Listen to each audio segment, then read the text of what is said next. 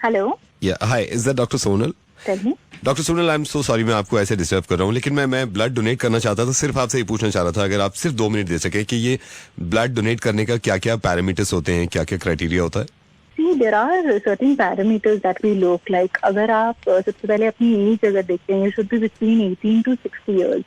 और आपका wait should not be less than 45 kg.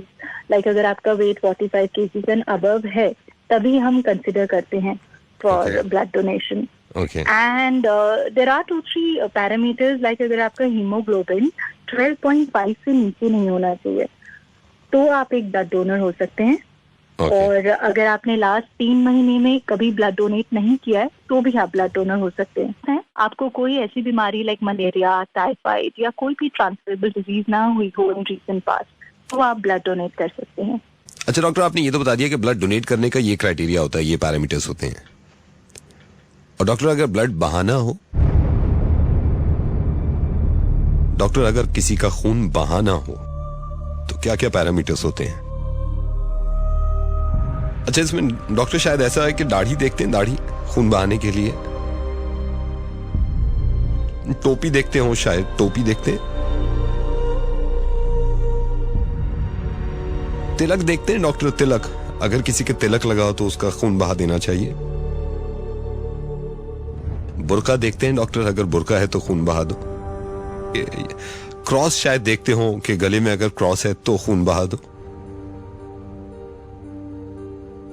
Doctor, ये पूछना चाह रहा था आपसे कि पगड़ी देखते हैं सर पे या हाथ में कड़ा देखते हैं, ये पैरामीटर्स हैं कि इनका बहा दो. ब्लड बहाने के कुछ तो पैरामीटर्स होंगे, कुछ तो क्राइटेरिया होगा. डॉक्टर, बच्चे देखते हैं, बच्चे छोटे मासूम बच्चे देखते हैं क्या? अगर बच्चे हैं तो बहा दो उनका. देखते हैं? एक्चुअली उसके लिए कुछ पैरामीटर्स नहीं देखते लोग. नहीं, कुछ तो देखते होंगे डॉक्टर, ऐसे ही थोड़ी बहरा है. लिबास देखना चाहिए, लिबास खून बहाने के लिए, कि लिबास अगर ऐसा है तो कपड़े तो खून बहा दो. शायद जुबान देखते हो कि लैंग्वेज ये वाली है तो खून बहा दो, ये हो सकता है. और ये किसी को भी मालूम नहीं है डॉक्टर, इसीलिए आपसे पूछ रहे हैं, क्योंकि लोग तो बहा रहे हैं, लेकिन क्राइटेरिया क्या है, पैरामीटर्स क्या हैं ब्लड बहाने के?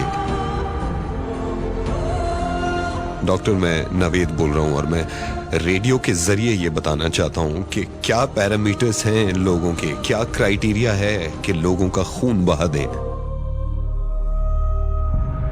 एक इंसान डॉक्टर दूसरे इंसान का खून बहाने के लिए ऐसे ही तैयार नहीं हो जाता, कुछ तो देखता होगा डॉक्टर.